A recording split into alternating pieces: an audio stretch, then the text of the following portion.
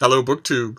Just recently on his channel, Simon Savage did a "What's in My Bag" video. He got a new bag to commemorate a new job, and took viewers on a tour of what was in it and why, and his thoughts about being more organized. And I'm such a bagaholic that was all it took to get me in front of the camera to make another "What's in My Bag" video. I believe this is my third, and I cycle through bags either by destroying them or by having my taste change so frequently that the second "What's in My Bag" video that I did featured a bag that I did not that I have not used in a long time. I go through them, so I thought, what better occasion to do a "What's in My Bag" video than the changing of one bag to another? Because right now I found just a little while ago I found this, an LL Bean bag. When I say found, I mean that I don't go to retail stores and pay $60 for these things. I go to charity shops and pay $4 for them. It's perfectly fine, and it needed a little bit of Frankensteining. I usually take my gangland switchblade, which is you can slice a butterfly through with this thing. It's just razor sharp.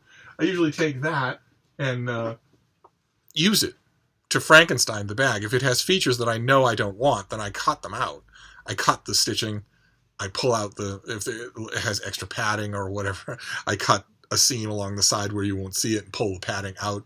I pull out the stuff that I don't need and make the bag that I do. Like, for instance, this one had, you can see where they were anchored. This had big plastic straps that flopped and clanked along the side here, and that attached down below. I took my knife and cut off the straps and also cut off the anchors for them, so this would just be a free-floating flap. And the same thing with the inside of the bag. It had 3 pockets, 3 partitions on the inside. I need at most only one, so I cut out the others. And I've been using this, and I rather like it. I like it a lot. It has the zipper along the side, so that if you zip that down, you can widen the bag. And one of the things that I don't like about it is that it's mostly black, so it picks up dog hair like crazy. Not only Frida's hair, but the dogs. I smooch dogs all the time. when I'm outside, I make allowances wherever I'm going to at least add on 15 minutes of smooching strange dogs that I encounter on the sidewalk, because that's what they're there for, and that's what I'm here for. So I thought, I like this just fine. And of course, the best time possible to explore using a new bag is when you don't need to, when you're not pressed to do it by something falling apart on the bag you have. This bag is perfectly fine, could last another year. But when I was out and about, in fact, one of the days where I was doing where I was logging all those charity books, one of those videos that I made where I had dozens of books that cost me virtually nothing. One of the things I got in addition to those books was another bag, which was in absolutely perfect condition and seemed really solid, and I actually kind of liked the look of it. So since it was free, I grabbed it, not because I need one. And it's this thing. The brand name is High Sierra. It has, instead of dangling plastic straps that I would want to cut off immediately, it has these rather attractive things. These are attractive buckles, which I don't mind at all. So I don't plan on Frankensteining them out of the way. And instead of the zipper along the side that can be used to expand the bag, instead of that, because it doesn't have that, it has these leather detailed corners that are rather nice. They're rather nice looking. And I was looking at them originally, and I was thinking, well, okay, they might be rather nice looking, but you need a bag that expands because you're going to be carrying millions of books in it. And I thought, no. In addition to the fact that I don't want to be carrying millions of books in a bag, there's also the fact that I carry tote bags with me to handle overflow. And we're not talking about, me going to the Adirondacks for a long weekend. I'm never that far from Hyde Cottage. So the ability of a bag to carry 500 pounds of books shouldn't be a deciding factor, especially when it's free. So I brought this back here, and now the next step is the first step was to Frankenstein it, because this one also had an extra divider in the middle that I don't need. So I took the trusty knife and cut it out. And the next step is to test it out, to use it for a day and see how it feels. Maybe more than one day. out and about. It used to be that I would get that testing done instantly, but I don't go out as much as I once did. I actually prefer Frida's company, and I have a lot of work to do here. But I do still leave the house on a regular basis. So I thought I would drag you through this. That light is really pronounced, isn't it? Let's see if we can cut that off at all here. That's a little better, isn't it? What I thought I would do is take you through, not drag you through, take you through the transfer. This bag is now ready to be used. I have Frankensteined the inside so that it doesn't have excess Falderall that I don't need. So what's needed now is to transfer everything from the old bag to the new bag, which is what we're going to do right now, believe it or not. This is what it feels like to be a captive audience. I haven't actually really examined this High Sierra bag because I wanted to see what it would be like in the act of transfer. Now, on Simon's video, I'll try to remember to leave a link to Simon's video down below, although I'm assuming you all subscribe to him. His what's in my bag was in many ways incomprehensibly alien to me. He was packing his backpack for getting on the tube and going to work and then coming back. It's without exaggeration, I can say he carries around more stuff than I carried to travel the entire circumference of South America for a year.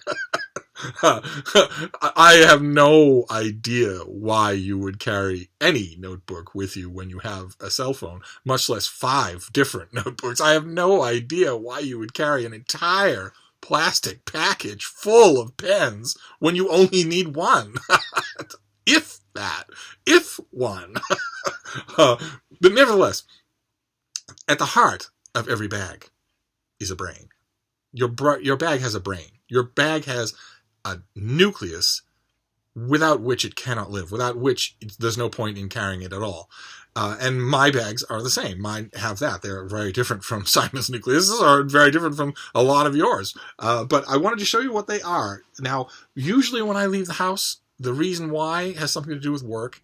So I have my newspaper hall pass, the electronic door opener. So that has to go in this new bag. So what we'll do here is we'll take out the brains. We'll take out the brains of the old bag and then transfer. So the part of brain number 1 is the hall pass. Then the next one is the billfold. This is my library card, my debit card, my Charlie card, my transit card, my grocery store card, and my cash. So this is another part of the brain. It used to be that I had a lot of separate segments to any brain in a bag, which made transferring bags a nightmare. But I have whittled down my brain to very little. In a side pocket here, in this one I have the latest analog, but that isn't necessary because I will read this here on the bed and I will read it at home. So that just happens to be here, but it's not. Then in the main compartment of the bag, the one thing here is a notebook with paper. You know, that's important because if I'm stopping anywhere, I'm taking notes or writing. And also, if I'm stopped anywhere, delayed anywhere, then I'm taking notes or writing. Usually not reading anymore these days. And then in the back compartment of this old bag is another essential part of the brain of the bag, the last essential part, and that is tote bags. In this case, 2 Brattle Bookshop tote bags, which are enormously strong and big, and which take on the excess of anything that I accumulate during the day, which is why I'm thinking that I don't need a bag that expands infinitely like some sort of accordion. So there you have the brain of my old bag. Now what we're going to do is see how that transfers to the new bag. So the first thing we'll do was last thing out is first thing in. We'll take these tote bags and put them on the back pocket of this new High Sierra bag, which is zippered. Oh no! Oh no! The back pocket does not extend. It only extends to here. So it's not. Oh no! It's not deep enough for tote bags. What does that mean? What is this zipper down here? Does this mean there's a second compartment that zipper opens up this whole thing to just an outside strap? Wow, there's no pocket underneath there. That's just the bottom of this side thing. Okay, that's a bit of a flaw. All right, so what about the front? The front flap we'll put the tote bags are necessary because I do accumulate books, as you've seen. Oh no, the front flap is still not big enough. Oh no, it is. Okay, the front flap is big enough, and there's no reason why the tote bags can't go there instead of in the back. Is that right? There's no reason for that. So we'll move on to the next thing, the billfold. So where's the billfold going to be? The key thing is that it has to be someplace that I can get at quickly, but that you can't get at quickly. And there is a second pocket. There's this front pocket where the tote bags will go, but there's a second pocket here that works just fine, and that has a zipper. Okay, so that'll work just fine for the billfold, and it'll also the hall pass can go in there as well. So they'll both be in that zippered compartment, and that's good in a way. They won't be knocking all around, and yet it'll still be within easy reach. Then we're going to leave analog out of this because I'm going to read this today. I'm going to read the rest of it today. The first two stories were fantastic, so the magazine's on a roll. But then we have the notebook, which is obviously going to go in the inside. In the inside of the bag, I left only one compartment.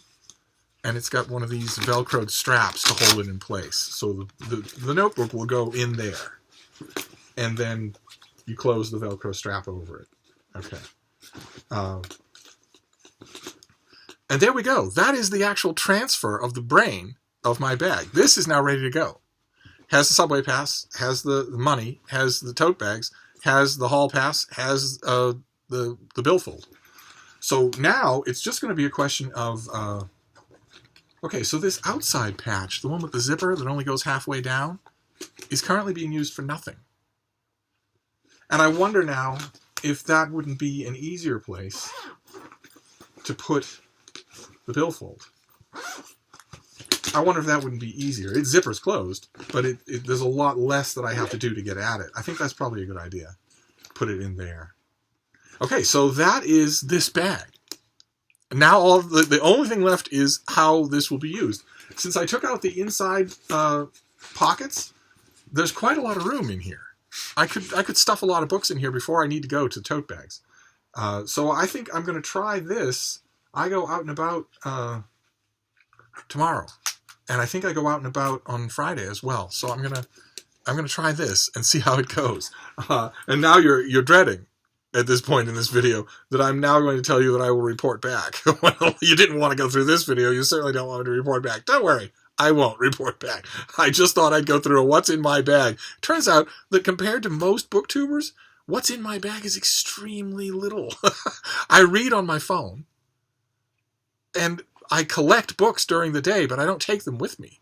I get them as I go along. I bring them back, but I don't take them out. So what's in my bag is tote bags, preferably one or two, a billfold, a hall pass, and a notebook. And that's it. So, oh no, there is one other thing. There is one other thing in this bag, now that I remember it. It's in this, there's a little Velcroed pocket in the front here, which I have used to accumulate change, coins, that do come in handy sometimes. And I'd be willing to bet that there's a spot in this new one for that. Yeah, there's probably a spot in this new one for that. One of these side pockets. There are only two side pockets in here. Yeah, one of those. The one that has this one that has just my hall pass will also work for change. All right, there we go. So now I'm going to try this and see how it goes. So if you see me out and about in Boston, smooching dogs, or at the Brattle, you'll see me with this bag until I decide whether or not I like it more. But I'm going to, you'll be pleased to know, I'm going to wrap up for now. But I'll see you soon. Thank you, BookTube.